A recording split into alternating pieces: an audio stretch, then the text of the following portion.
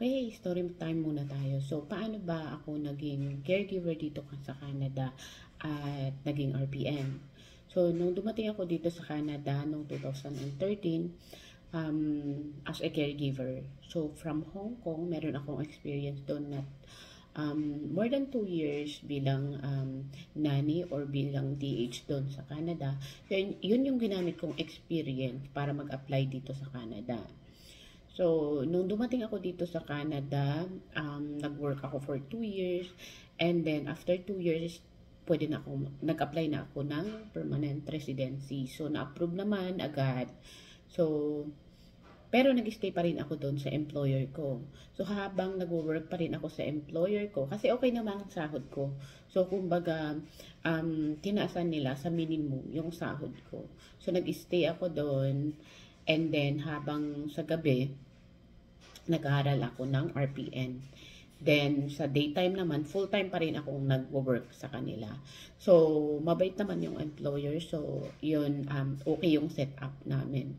So, I think nung pandemic lang talaga, habang nag-aaral ako that time, medyo nagka-problema kasi sa COVID. So, kumbaga, nag-clinical ako doon sa ospital. And medyo takot yung employer ko that time. So, nag-stop ako sa kanila.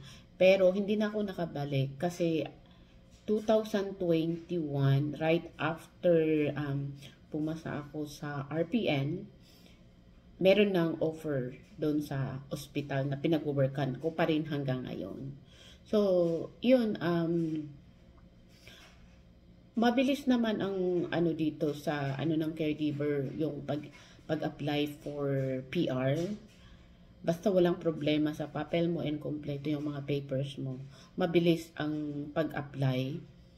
Pero yun nga, yung iba natatagalan kasi sa mga requirements din nila. So mga interesado na pupunta dito sa Canada.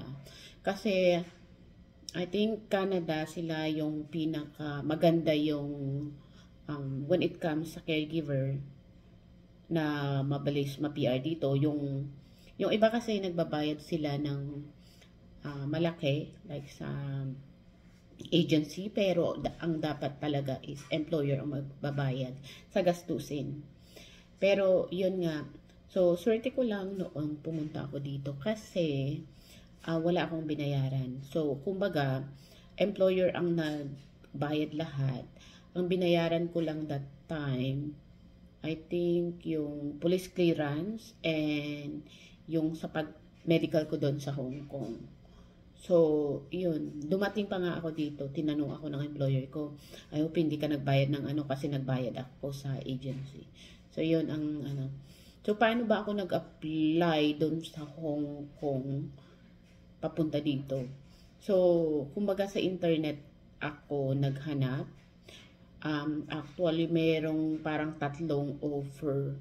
Pero, at that time, parang ang nasa isip ko kung sino yung unang magpirma ng kontrata, yun ang magiging employer ko.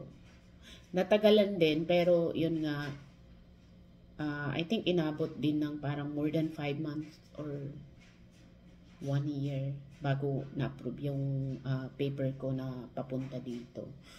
So, yun, sa mga interesado na pupunta dito sa Canada as caregiver, pero iba na ang pangalan ngayon parang in-home support worker. Pero the same lang, parang caregiver nanny, same lang naman ang ano nila dito na in-home caregiver, mga ganun yan ang ano. Pero yun nga ang parang kung hindi kayo pagbabayarin ng ng agency ninyo, yun talaga ang pinakamabilis. Sa student naman kasi, inantay kong naging PR bago ako mag-aral ng RPN kasi mas mura yung tuition fee dito pag PR ka na. Kasi pag hindi, sobrang mahal ng tuition fee. Pero maraming mga Filipino pa rin ang pumupunta dito as international student. Pero yun nga, ang kagandahan naman, kahit malaki naman yung binayad ninyo, masusulit naman ninyo. Like, meron akong kaibigan din na nag-work as RN na ano naman nila yung ano, baka 1 year, baka maano na ninyo yung gastos ninyo eh, kung nakapag-work na kayo. So, yun nga, parang investment lang talaga ang pagpunta din dito sa Canada. Swertehan lang talaga. And iyon nga, kailangan, you need to be smart din sa pera mo dito. Kasi, syempre dito sa Canada, ang mahal ng mga bilihin. Tapos, syempre, maraming mga kung maluho ka, yun talaga ang ano. So, maganda pa rin na if you're still pwede kang ano pa rin, habang nag-earn ka, you still at least nag-i-invest din. So, yun ang ano dito sa Canada. Swerte-swertehan din lang po. So, yun, thank you sa pakikinig, and sa mga gustong pumunta sa Canada, good luck sa inyo, and yun lang, don't give up. So, thank you so much.